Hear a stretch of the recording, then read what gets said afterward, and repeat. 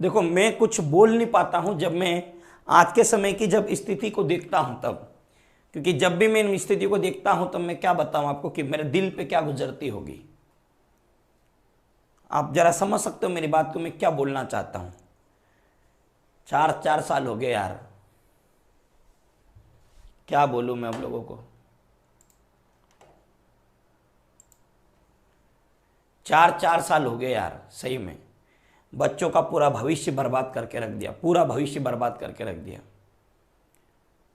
कुछ लड़कियां अब कभी भी इंदौर नहीं आ पाएगी, क्योंकि माँ बाप का भी एक सब्र का जो बोलते ना एक इंतजार इंतजार इंतजार की भी एक सब्र की सीमा होती है।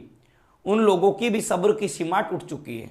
इसलिए आज घर की जो बेटियां नाम रोशन करने चली थी, आज दोस्तों वो हाथों में मेहंदी लगाए और हल्दी लगाए कहीं और चल बसी है।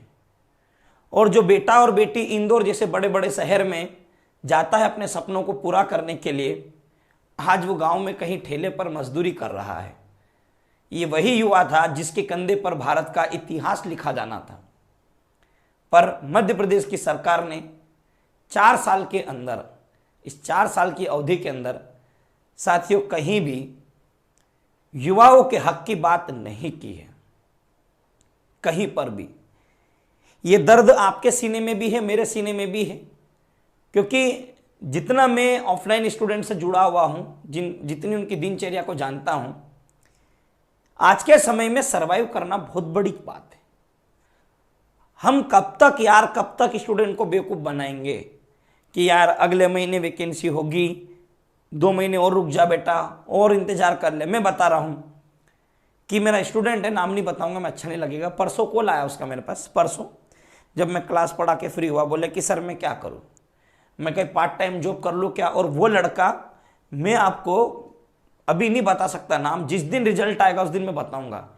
एक ऐसा स्टूडेंट जो टॉप 10 के अंदर शामिल होने की औकात रखता, हर बार टेस्ट में 80 नंबर, 79, 85, 86 ऐसे नंबर। और अगर वो मुझे कॉल करके बोले कि सर मैं कहीं पर काम कर लूं क्या अभी, तो मैं सोचता हूं यार कि एक क्लास का व्यक्ति जो टॉपर है, आज वो मेरे को फोन करके कह रहा है कि सर मैं कहीं पे प्राइवेट या पार्ट टाइम जॉब कर लूं क्या। मेरे पास कोई शब्द होना चाहिए उसको जवाब देने के लिए, तो बुरा लगता है।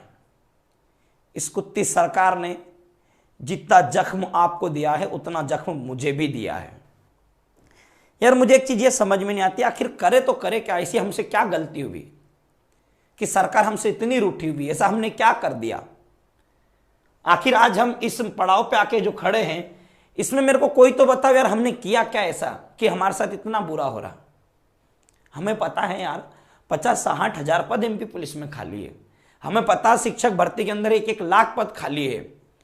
अरे उन लोगों को सोचो यार जो अब ओवर एज हो चुके हैं, जो पिछली बार जो बेचारे बीएड डीएड करके बैठे थे, आज वो अपनी एग्जाम होने की वजह से गिनती के पद लेके उन सभी लोगों को बाहर कर दिया। उनका दर्द कौन समझेगा कि जो एक बचपन से टीचर बनने का सपना देखता आया था, वो क्या करेगा, वो गांव खेत में जाके कितना करेगा, खेती बाड़ी भी कितनी बची।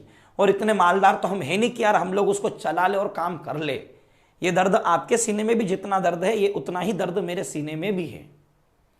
जितनी आप इस मुसीबत वाले दौर से गुजर रहे हो, यकीन मानो कि सभी लोग इस मुसीबत भरे दौर से गुजर रहे हैं। और आप एक बात ध्यान रखना, खुला बोलता हूं मैं, डरने कोई बात नहीं, ठीक है।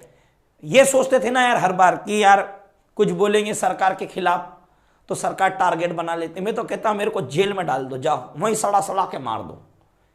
मैं तो कहता जेल में डाल दो मेरे को, वहीं सड़ा सड़ा के मार दो, मेरे को कोई फर्क नहीं पड़ता। पर बात अगर आपके हक की है तो बात तो करनी पड़ेगी। अगर आपके हक की बात नहीं कर पाए तो कोई हमारा जीवन भी किसी काम का नहीं है। मैं तो चाहता हूं सरकार जेल डाले, जेल डाल दे। अब मैं किसी के बाप से डरने वाला नहीं हूं, सीना ठोक के बोलूंगा चोर है तो चोर है।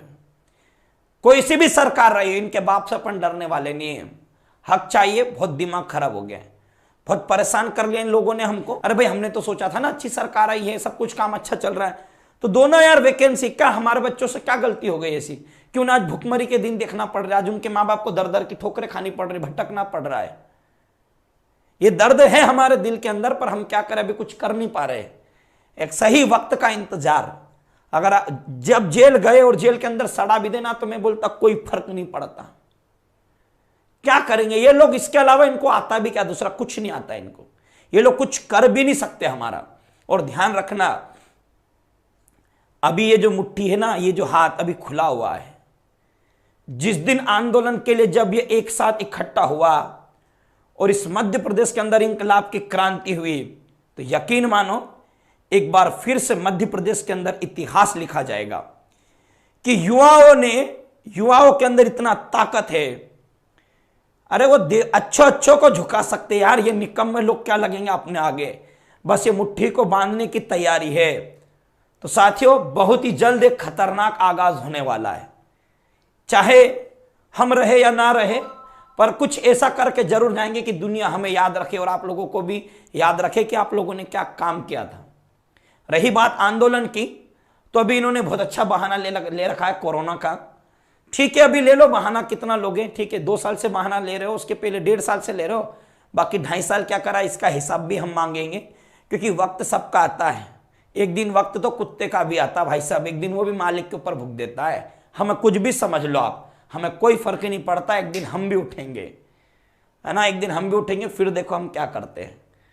तो बस ये है कि जल्दी नौकरी आ जाती तो ठीक है, नहीं तो हम भी किसी के बाप से डरने वालों में से तो है नहीं। और हम तो भाई साहब इसी जगह से जन्म लेके आए हैं जहां पर केवल और केवल कर्म करना सिखाया गया, और अगर हमारा कर्म अच्छा है तो यकीन मानो फल हम इतना अच्छा लेंगे। क्योंकि ये एक संजय दत्त की मूवी का वो मूवी का एक सॉन्ग था कि जो चीज मांगी थी वो ना मिली, फिर क्या करता मैंने छीन ली। तो वही चीजें अभी हम मांग रहे हैं, और अगर मांगने से नहीं मिले तो कहा गया है कि जो चीज मांगी थी वो ना मिली, फिर क्या करता मैंने छीन ली। और लास्ट में ये बात कही जाती कि नायक नहीं खलनायक हूं मैं, तो हम वैसे ही बनेंगे बे। अब तो हम खलनायक ही बनेंगे, और खलनायक बन के ही बताएंगे भाई साहब कि हम क्या कर सकते हैं।